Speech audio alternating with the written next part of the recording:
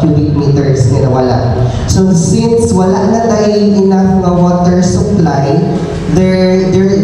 magabay ang ato ang livestock production, which means that basically mo maman na siya usa sa itong mga food chain ang livestock production diri sa Sir Osmeña. So there will be food insecurity or there will be scarcity sa atong pagkaon that causes malnutrition.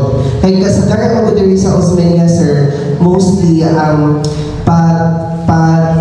gina-source nato sa pagkaon is livelihood, food, for consumption lang ba siya.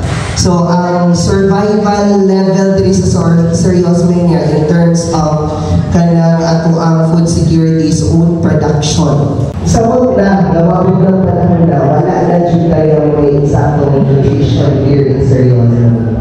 So, mula na, ang biodiversity related siya sa ang percent sa nutrition. Kaya ang Sir Osmeña right now, one of the top siya sa ato ang stunting at saka malnutrition entire province of Zamboanga del Norte.